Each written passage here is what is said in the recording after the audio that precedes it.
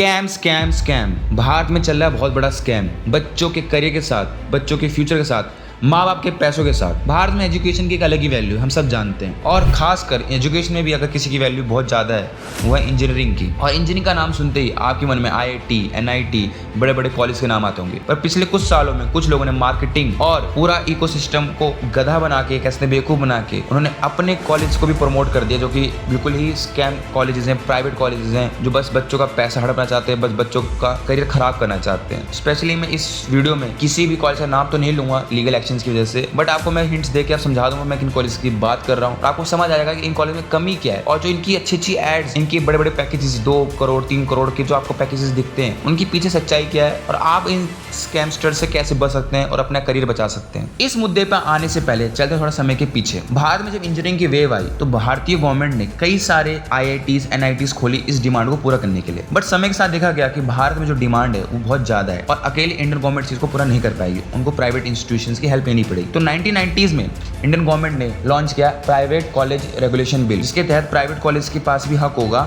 इन courses को करवाने का और लीगल राइट होगा इन कोर्सेज को करवाने का, technical courses like BTech, BCA। और यहीं से स्कैम की स्टार्ट हुई। वैसे इसका पर्पस काफी अच्छा था कि जिन बच्चों को IITs, NITs में एडमिशन XYZ रीजन से नहीं मिल पाता, उनको भी इस टेक्निकल कोर्सेज को करने का मौका मिलेगा। बट इस नीड को समझा गलत वे में कंपनीज ने, इंडस्ट्रीज ने, और उसके लिए उन्होंने बनाए बहुत सारे प्राइवेट कॉलेजेस, और यहीं से स्कैम धीरे धीरे स्टार्ट हुआ। इन प्राइवेट कॉलेज के स्कैम के स्टेप 1 पे आते हैं। स्टेप 1 है ऐसी मार्केटिंग करना, इस तरह से हर जगह एड्स चलवाना, YouTube, social media, Instagram, Facebook, कि आपको लगे इनका कॉलेज बेस्ट है, इनके कॉलेज से बच्चों का करियर बहुत अच्छा चल रहा है। पर इसमें सच्चाई कितनी है? आप तो कहोगे भैया इसमें तो हमको दिखता है कि इनकी बहुत, तो जाके क्रॉस चेक भी करते हैं कि इनके कॉलेज के बच्चों की करोड़ों की प्लेसमेंट्स है, या कैंपस बहुत अच्छा है, अगर मेरा एडमिशन IIT, NIT में नहीं हो पाया तो मैं यहाँ ले लूँ। तो दिक्कत क्या है यहाँ पे? आपको मैं समझाता हूँ दिक्कत क्या है। मैं आज एक बहुत बेसिक सी बात समझाता हूँ, एक अच्छा एक बुरा कॉलेज की भी डिफरेंस करने का। एक अच्छा कॉलेज वही होता है, एक अच्छा कॉलेज बहुत बड़ी बिल्डिंग से या बहुत ज्यादा XYZ फैसिलिटी से नहीं होता है। अच्छा कॉलेज होता है वहाँ के माहौल से, अच्छा कॉलेज होता है वहाँ की बच्चों की क्वालिटी पे। आप एक बात समझो कि अगर कोई कॉलेज वो एक बहुत टफ प्रोसेस रख रहा है उसमें एडमिशन लेने के लिए, जैसे IIT, आपको IIT में आने के लिए एडवांस निकालना पड़ेगा, या आपको अगर NIT जाना तो आपको JEE में इसमें टॉप स्कोर करना पड़ेगा, आपको स्टेट इंजीनियरिंग गवर्नमेंट कॉलेज में जाना है तो वहाँ भी आपको अच्छा स्कोर करना पड़ेगा, तब जाके आप फिल्टर आउट होकर आते हो। और जो आपकी बाकी जो पीयर ग्रुप है वो भी एक फिल्टर आउट प्रोसेस से होके आता है, जिसकी वजह से किसी कॉलेज का एक माहौल बनता है जो एक करियर ओरिएंटेड रहता है, रिसर्च ओरिएंटेड रहता है, अच्छी अपने करियर में चीज कर पाता है। पर मैक्सिमम प्राइवेट कॉलेज में पता है क्या होता है? वहाँ चलता है बस पैसा।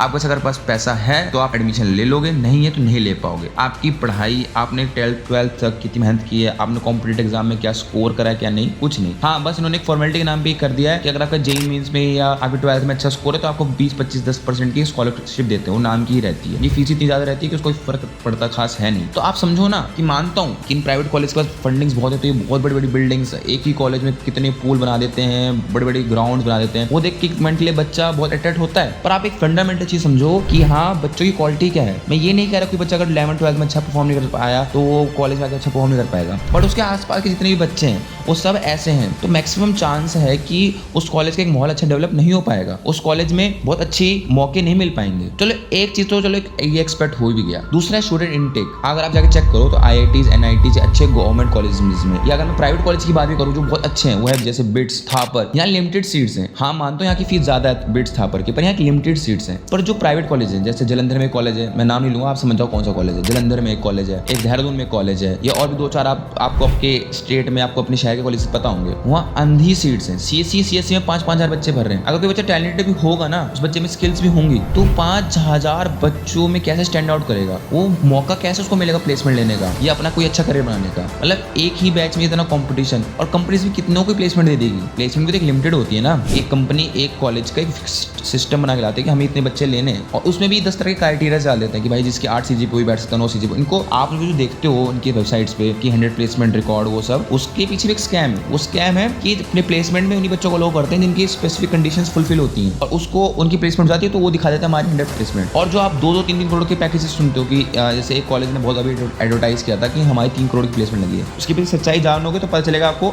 जो बच्चा था, जो स्टूडेंट था, उसको ने अपनी बीटेक कंप्लीट करी, उसके बाद उसने 3 साल इंडस्ट्री में मेहनत करी, तब जाकर उसको 3 करोड़ का पैकेज लगा, और उस चीज़ को एडवर्टाइज कर रहे हैं कि हमारे यहाँ से पास आउट हुआ। ये पूरी बात नहीं बताते। जब बाकी कॉलेज में आप देखोगे तो आप खुद सोचो, आर्ट्स से किसी कॉलेज में अगर 3 से 4 हज़ार बच्चे पढ़ रहे हैं तो 1-2 एक्सेप्शनल होता ही है ना भाई। हर तो एक्सेप्शनल नहीं, अलग से नहीं हो सकता ना, या सब में इतना टैलेंट नहीं होता ना। 1-2 तो अच्छी प्लेसमेंट निकाल ही लेगा ना। पर ये उसी को प्रमोट करते हैं। कभी इनके वेबसाइट से आपको मीडियन या जो एवरेज प्लेसमेंट होती है वो कभी आपको दिखेगी नहीं। उसको इन्होंने इतने हाइड कर रखा है ना, आपको समझ नहीं आएगा। एवरेज और मीडियम प्लेसमेंट क्या होती है? एवरेज मीडियम प्लेसमेंट होती है सभी बच्चों की इतनी प्लेसमेंट हुई, उसका एक एवरेज की मतलब लगभग अगर आप इनके कॉलेज में किसी भी प्राइवेट कॉलेज में अगर आप जाओगे तो 15 से 20 लाख, किसी में 25, किसी में 30 लाख तक भी लेते हैं। तो अगर आप 30 लाख लगा रहे हो तो आपको मिल कितना रहा है प्लेसमेंट में? अगर आप प्लेसमेंट ही ले रहे हो, चलो आपका खुद का कुछ प्लान से लगा, पर 99% बच्चे प्लेसमेंट ही लेते हैं। तो प्लेसमेंट में आपको कितना मिल रहा है? तो मैक्सिमम बच्चों को 4 लाख, 5 लाख, 6 लाख। आप सब खुद सोचो, अगर आप 30 लाख लगा रहे हो और आपको 5 से 6 लाख की प्लेसमेंट लग रही है तो आपको अपनी फीस कवर करने में ही 3 से 4 से 5 साल तक लग सकते हैं। मतलब आपने 22-23 साल तक की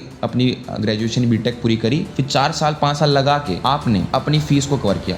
मतलब आप एक्चुअल अर्निंग आप 28 से स्टार्ट कर रहे हो। ये कोई फायदे का सौदा हुआ या आपको इसमें कोई फायदा लग रहा है? आप कहोगे फिर भैया मैं करूँ क्या, मेरे कुछ ऑप्शन ही नहीं है, मेरे को तो जाना ही पड़ता है। आपको बताता हूँ आपके अदर ऑप्शंस क्या हैं। मैं इस बात से टोटली एग्री करता हूँ कि हर बच्चे को IIT, NITs या टॉप इंजीनियरिंग कॉलेज में एडमिशन नहीं मिल पाता, तो वो मजबूरी की वजह से इन कॉलेज में जाते हैं। बट मेरा सजेशन तो यही है, पहली बात तो आपको ये समझना होगा बीटेक करनी क्यों। सच में बीटेक करना चाहते भी हो? भारत में लगभग 90% लोग बीटेक बस परिवार के और करियर के और आसपास के लोगों की सुन के ही करते हैं। अगर आप टॉप कॉलेज में नहीं ले पा रहे एडमिशन तो यहाँ अपने लोन लेके या घर वालों को मजबूर करके 20-25 लाख रुपए लगाने से अच्छा 20-25 लाख रुपए लगा के भी क्या मिल रहा है? 5-6 लाख की प्लेसमेंट। आप थोड़ा अपने आपको सोचो, अपने आपको फिगर आउट करो, आपका सच में इंटरेस्ट कहाँ है, पैशन कहाँ है। ये तो हो गए इश्यूज। अब आते हैं सोल्यूशन पे। एक चीज आप समझो, अगर आप कहीं पे 20-25-30 लाख रुपए लगा के इंजीनियरिंग कर रहे हो और वहां से आपको 5-6-7 लाख की प्लेसमेंट लग रही है तो उस लोन को चुकाने में ही आपको 3 से 4 साल लग जाएंगे। इससे अच्छा तो यही है कि आप दूसरे डोमेन्स, दूसरे फील्ड एक्सप्लोर करो। इन कॉलेज में एडमिशन लेने से अच्छा आप कोई अच्छे एग्जाम की तैयारी करने लग जाओ, या आप कोई और स्किल डेवलप करना चाहो।